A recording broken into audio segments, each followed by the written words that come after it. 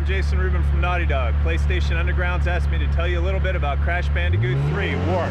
I wanted to be sure that we preserved the classic intuitive gameplay that has made the Crash series so successful. We found that gamers worldwide truly enjoy the structured interactions of this style. The second thing we wanted to do with Crash Bandicoot Warp is that we wanted to introduce free-roaming gameplay. To add excitement, we've created some radically new styles of levels.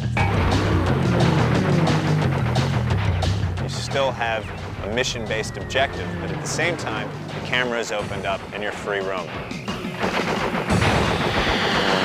In addition, we wanted to broaden the replay value of the game so that players got more for their money, they got more bang for the buck. We added a time trial mode, but now they can race against the clock, they can compete against their friends, their brothers, their sisters, and they can put up scores with their names in it to show exactly how well they've done. In the succession from Crash 1 to Crash 2 to Crash Warped, we as a team and I personally have learned a tremendous number of things. In Crash 1 and 2, the maximum distance at which you could see any polygon was about 70 meters. In Crash Warped, we've opened that up to 700 and some odd meters. Like in the medieval levels, there's a castle at the end that you can see nearly from the beginning of the level, and as you go through almost a kilometer of level distance, like you keep seeing the castle every time you get closer and closer as you go over crests. Because we've been able to achieve things that just haven't been seen before on the PlayStation. One of the accomplishments that we did in Crash Bandicoot Cortex Strikes Back is we had Crash be able to wade into water and to subdivide perfectly in the water, which is something that had really not been seen before on the PlayStation. And at first, there was some debate whether it was feasible. Now we've gone another step in Crash Bandicoot Warp. We have entire rounds where everything is floating in the water. We have environment mapping against waves, and the waves are moving in a very realistic ocean pattern, but you can see the reflections of the world in the waves, which gives a very, very realistic effect. I think most people, including ourselves, until this project thought it was not possible to pull off that many things, that much subdivision in a level, that you just would not have the speed to do something like that. I think the way we pulled it off was with perseverance and with trying things and just keep working at it and working at it and working at it until we were able to get within the frame rate that we wanted. We've learned a tremendous amount about gameplay. Making a new mechanic and trying to make it play well and work with Jason's animation for the character, because it all has to integrate together. Crash is like driving along on the motorcycle and he turns, he's got to bring the motorcycle down, put his knee on the ground like the way a real motorcycle rider does. And so there's a real interaction between the gameplay programming, controlling the feel of that motorcycle, and the animation. And that's probably one of the most important programming things. If the game doesn't feel good, if it's clunky, then it's not fun. When we approach a level, this is an example, this is Arabian level M. It's basically somewhere about 2/3 of the way into the game. We think in terms of the player's abilities at that point, and we also think in terms of the character's abilities. One of the things we wanted to do was bounce on tarps, because bouncing is a fun mechanic. Kids love to bounce on beds, and it's just always fun to do. We decided to do something that hadn't been done before. In Crash 2, all the enemies on the hang section you had to avoid. You couldn't specifically attack any particular enemy, and in this game, Crash will actually get to fight enemies while hanging.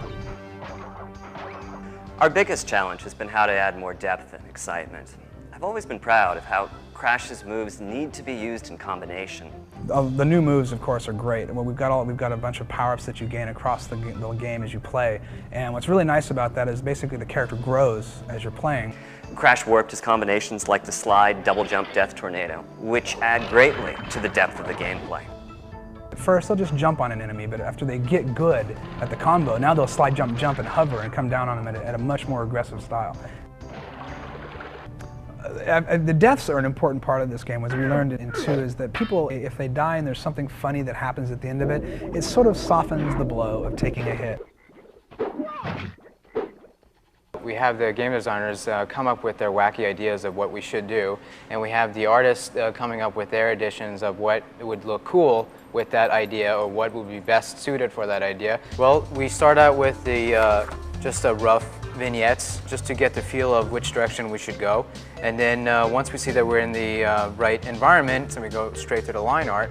And the line art is a more finished artwork that leads eventually to being a color key, which has the actual palette of that level.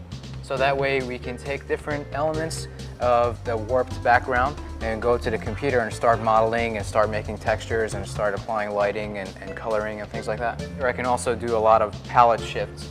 And if, for example, I can take the daytime and I can make a nighttime version of it rather quickly. There have been a lot of really proud moments for Naughty Dog in the Crash series, but I think maybe the proudest moment has been seeing the culmination of technical achievements and artistic achievements that came together with some of our water levels in Crash Bandicoot Warped. Our ocean level is just beautiful. I think we have a gameplay style that is truly new and truly unique. And I think that it's extremely fun, and on top of that, technically, it's an extremely hard achievement. Well, you've crashed a few parties before, but I never expected you to make it this far. Now, I have to lay down a challenge to the PlayStation Underground viewers. I've heard that you're some of the best video game players, some of the best PlayStation players out there. And I want to see if that's actually true. The Naughty Dogs, all of the Sony testers, our Sony producers, as well as Mark Cerny, have been playing our time trial mode, and you'll be able to find in the credits of the game what all of our best times were. You don't turn back. I will inflict 1,000 years of suffering on you and the entire universe! And the challenge is, can you actually beat that time? And I have to say, within that group of people, there are some darn good players, so it's going to be quite a challenge. So the challenge is out to you now.